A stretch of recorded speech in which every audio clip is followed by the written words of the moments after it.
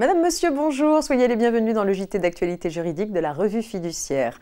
Au sommaire de ce lundi 13 février, déclaration IFU des revenus mobiliers, régularisation du dépôt des statuts au RCS et contribution supplémentaire à la taxe d'apprentissage. C'est parti.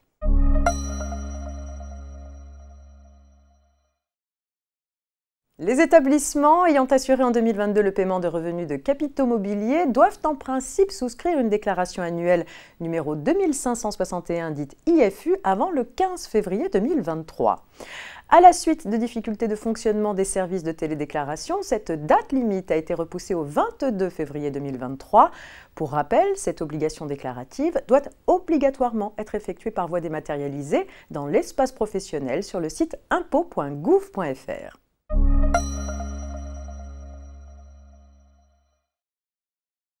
Tout intéressé peut demander en justice que le dirigeant d'une société procède à la régularisation du dépôt des statuts. Dans un arrêt récent, la Cour de cassation précise que cette action peut être engagée au-delà de 5 ans.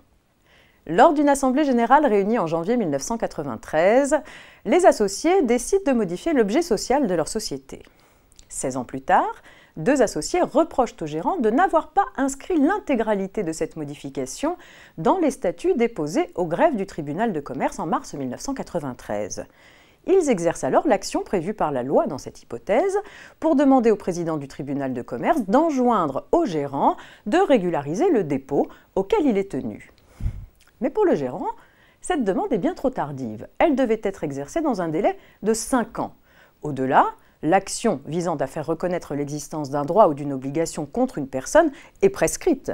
D'après ce gérant, le délai ayant couru depuis la publication des statuts critiqués en mars 1993, l'action est éteinte.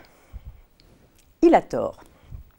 La loi prévoit que les actes, délibérations ou décisions modifiant les pièces déposées lors de la constitution d'une société doivent être déposés au registre du commerce et des sociétés pour être portés à la connaissance du public.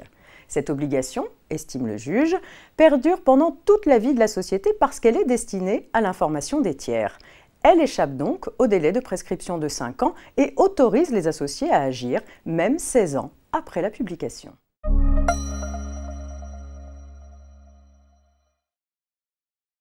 Les employeurs de 250 salariés et plus redevables de la taxe d'apprentissage doivent aussi s'acquitter d'une contribution supplémentaire à l'apprentissage, la CSA. Cette contribution concerne ceux qui n'ont pas employé au cours de l'année un certain quota de salariés en contrat d'apprentissage ou de professionnalisation ou de doctorants bénéficiant d'une convention industrielle de formation par la recherche. Ce quota est de 5% de l'effectif annuel moyen, sachant que lorsque la proportion d'alternants est comprise entre 3% et moins de 5%, l'employeur n'est pas redevable de la contribution supplémentaire si le nombre de ses salariés a progressé d'au moins 10% par rapport à l'année précédente.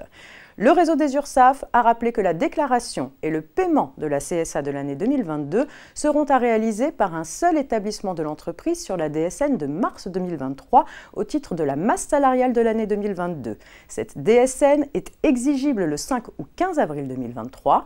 Les entreprises exonérées de CSA, car elles ont atteint le quota d'alternants requis, le déclareront également en DSN.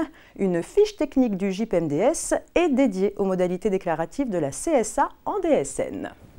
C'est la fin de l'édition de ce lundi. Je vous souhaite un très bon début de semaine à toutes et à tous et rendez-vous demain.